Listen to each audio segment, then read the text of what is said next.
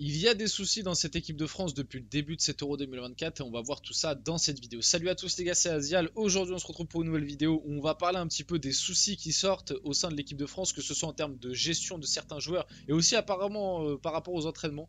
Apparemment par rapport à l'intensité des entraînements, pas mal de joueurs se seraient plaints des entraînements de Didier Deschamps et aussi certains joueurs seraient surpris du management de Didier Deschamps depuis le début de cette compétition. Donc on va voir un petit peu tout ça dans cette vidéo. On va parler du coup un petit peu de l'actu de l'équipe de France. En fin de vidéo, on va aussi repasser et reparler de la déclaration de Youssouf Fofana après France-Pologne, parce que je trouve que c'est assez intéressant et ça résume un peu bien ce qui se passe du côté de l'équipe de France en ce moment, même si sa déclaration est peut-être un peu maladroite. Donc bref, pas mal de choses intéressantes à voir dans cette vidéo. Bien évidemment, avant que la vidéo commence, n'hésitez pas à la liker, commenter, partager et vous abonner, ça fait toujours plaisir et ça aide pour le développement de la chaîne, et nous, on va pouvoir y aller dès maintenant. Donc c'est quoi les problèmes qu'il a en équipe de France en ce moment? L'intensité des entraînements interroge dans le vestiaire des Bleus. Plusieurs joueurs estiment avoir énormément perdu physiquement ces derniers jours. Donc bon, on va pas parler par rapport à ça. En vrai, c'est très dur à quantifier. Moi, la seule chose que je peux dire, c'est que c'est réel. Les matchs de l'équipe de France face à l'Autriche, on a quand même eu un défi physique assez important. Et je trouve que l'équipe de France avait plutôt réussi à y répondre. Maintenant, depuis le match face à l'Autriche sur les 3 autres matchs, je vois pas une équipe de France forcément au-dessus physiquement. Et peut-être qu'aussi, le côté manque de jus dans le secteur offensif, il joue pour beaucoup. Et là, je prends en référence le dernier match qu'on a eu face à la Belgique. Contre la Belgique, le match déjà était d'un niveau absolument abyssal des deux côtés. Mais est-ce que vous avez vu le jeu de l'équipe de France sans ballon?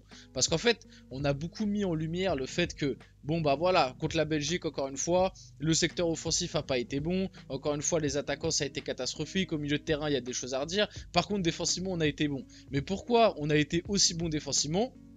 C'est parce que mine de rien, la Belgique, sans proposer un énorme football et même en proposant aucun football, etc., je trouve que la Belgique a quand même pas mal de reprises, a réussi à passer cette ligne d'attaque et cette ligne du milieu de terrain sans trop de difficultés, et même si pas mal de fois ils ont utilisé quand même les longs ballons. Et moi, ce que j'ai trouvé, c'est qu'en termes de pressing, en termes de course, on a des joueurs, je sais pas si c'est de la démobilisation ou si vraiment c'est parce qu'ils n'en ont pas les capacités, mais quand je vois le match d'Antoine Griezmann, même sans ballon, moi je suis très déçu en termes de course, etc. Bon, Mbappé, j'ai pas besoin d'en parler, hein, on connaît, pour moi Mbappé, je suis désolé, hein, je me suis fait attraper là dans une vidéo que j'ai sortie il y a pas trop longtemps, où moi je vous ai dit qu'à l'heure actuelle, Mbappé dans le niveau de forme où il est pour l'équipe de France, c'est limite plus une contrainte qu'un réel atout. Et certains m'ont dit, ah vous critiquez, enfin tu critiques, malgré tout Mbappé dans cet Euro c'est le seul qui a marqué, oui c'est super, c'est sur penalty, très bien. Et en plus de ça, l'équipe de France sans Mbappé, c'est 7 matchs, 7 matchs, 5 matchs nuls, 2 défaites. Donc continuez à critiquer Mbappé, en attendant, sans lui en équipe de France, ça gagne pas. D'accord? Mais avec lui, moi je trouve pas que ce soit flamboyant non plus. Alors bon, on va me sortir la stat, oui bah là du coup il est revenu face à la Pologne, il était revenu déjà, l'équipe de France n'avait pas gagné. Et là il est revenu, l'équipe de France gagne 1-0, donc on va sortir la stat, ah bah voilà, avec Mbappé l'équipe de France gagne. Mais est-ce que vous avez vu son match? Est-ce que vous trouvez qu'Mbappé a pesé sur le jeu offensif de l'équipe de France? Est-ce que vous pensez qu'il a fait la différence? Est-ce que vous trouvez que physiquement il est en forme? Est-ce que vous trouvez qu'il... Voilà, moi c'est toutes ces questions en fait que je me pose. Et moi quand je vois tout ça, moi je suis désolé, mais j'en attends plus de certains joueurs. Et du coup c'est peut-être que ça rejoint le niveau physique, parce que je sais pas, moi je vois une équipe de France d'un niveau dramatique, j'ai jamais vu l'équipe de... Pourtant sur le papier c'est une équipe de fous furieux. En termes de jeu, l'équipe de France a toujours été très compliqué. Très souvent, on s'est plaint du jeu de Didier Deschamps, même s'il y a eu une parenthèse enchantée qui était un petit peu la période 2021, l'Euro 2021, avec le retour de Benzema, où en termes de jeu, c'était pas mal. C'était sûrement le meilleur jeu qu'on a eu sous Deschamps, mais malgré tout, bah, bizarrement, c'est le meilleur jeu qu'on a eu sous Deschamps, et c'est là où on est sorti le plus prématurément dans une compétition. Et on a toujours eu un jeu compliqué en équipe de France. Maintenant, malgré tout, je suis désolé, par rapport à la Coupe du Monde 2018, par rapport à la Coupe du Monde 2022, c'était il y a 1 an et demi la Coupe du Monde 2022, rematez-vous les matchs de l'équipe de France à la Coupe du Monde 2022. T'es pas le Barça de Guardiola, mais en termes de jeu et en termes de cohérence tactique et même de cohérence de poste, mais c'est bien plus cohérent et bien mieux que ce que propose l'équipe de France dans cet Euro 2024. je suis désolé, le truc d'Antoine Griezmann dans les trois du milieu de terrain, moi je trouve que ça fonctionnait parfaitement et ça correspondait très bien en plus aux performances enfin au profil qui est devenu Antoine Griezmann. Antoine Griezmann, tu ne peux plus le faire jouer lié droit comme tu le fais face à la Belgique. Ce n'est plus possible. Moi je trouve le truc qu'a mal fait Deschamps et qui va peut-être le perdre, même si bon pour l'instant ça continue de passer ric-rac.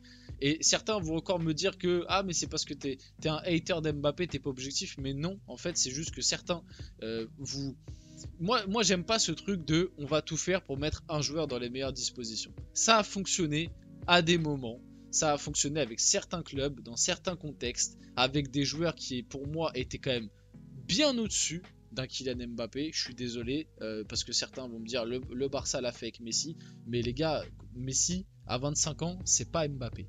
Ok, faut déjà remettre ça dans son contexte. Mbappé, c'est à l'heure actuelle, quand il est au top, je pense que c'est le meilleur joueur du monde.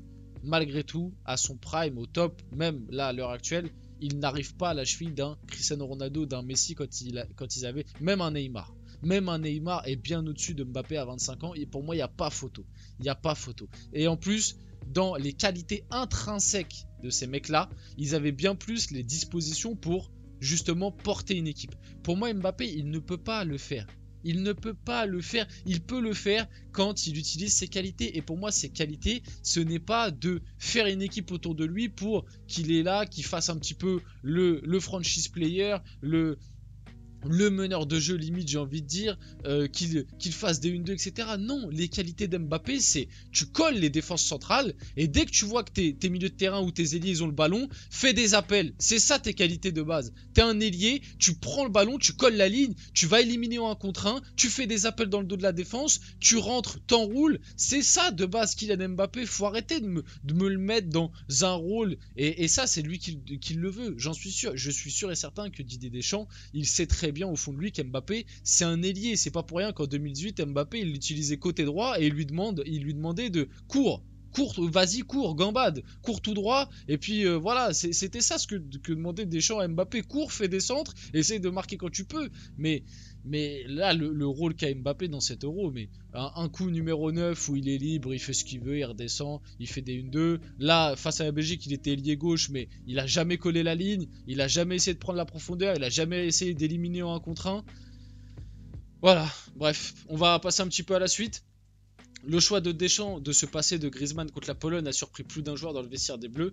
Et moi, comme j'ai dit un petit peu dans la vidéo où je parle du cas d'Olivier Giroud, moi je pense que Deschamps a perdu ces joueurs-là.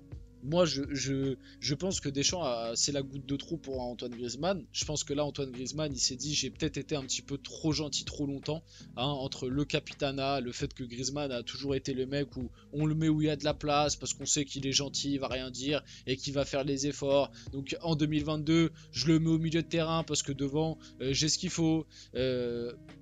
Là, lors de cet Euro, au début, je le mets en pointe avec Mbappé pour qu'il fasse le pressing et qu'Mbappé il fasse rien. Et un coup après, je le mets en numéro 10 parce que j'ai besoin de renforcer mon milieu de terrain et que on va essayer de lui redonner les rênes parce qu'Mbappé était blessé. Là, je le mets ailier droit. Et puis là, contre la Pologne, je le mets sur le banc. Et puis, voilà, moi je trouve que la gestion de Deschamps par rapport à ça, elle est catastrophique. Elle est catastrophique, on comprend rien. Même la gestion des joueurs, on comprend rien. Un Olivier Giroud qui passe de titulaire à remplaçant et à même pas rentrer. Voilà, c'est Olivier Giroud, c'est Didier Deschamps, il le considère plus alors que c'était son numéro 9 intouchable il y a encore de cela peut-être 6 mois, 1 an. D'un coup, il est passé à on le joue plus pour faire jouer Marcus Thuram qui ne montre rien.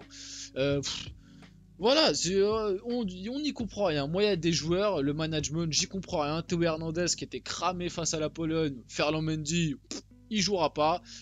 Barcola qui montre de très bonnes choses, je le sors à la 60e et hop, c'est fini, il jouera plus. Dembélé, il est titulaire indiscutable sur les 3 premiers matchs face à la Belgique, je l'enlève et il rentre pas. Voilà, c'est du Deschamps, mais bon. Deschamps a répondu par rapport à ça sur le choix de mettre Antoine Griezmann sur le banc. Vous avez un nonos à ronger, c'est peut-être Antoine, faites ce que vous voulez, moi je sais ce qu'il peut faire, pensez ce que vous voulez, ce n'est pas un problème, c'est un choix. Voilà la réponse de Deschamps, j'ai même pas envie de répondre un peu plus longtemps par rapport à ça. Et Youssouf Fofana après France-Pologne, je veux bien rentrer à la 87e, amener du punch, même si tous les autres ne me suivent pas, je ne vais pas attaquer tout seul. Et ben je trouve que c'est une très belle, même si ça a été un peu maladroit de sa part, parce que je pense qu'en vrai il voulait pas envoyer un pic. Le pic est quand même envoyé. Voilà, je ne vais pas attaquer tout seul. Cette équipe manque d'envie, manque d'attaque. Dans cette déclaration du Fofana à SoFoot, beaucoup de pensent qu'il pointe du doigt ses coéquipiers et tacle le groupe. En réalité, il exprime tout simplement que ses coéquipiers sont fatigués, les pauvres. Hein. Ils ont juste une semaine de récupération là avant la Belgique.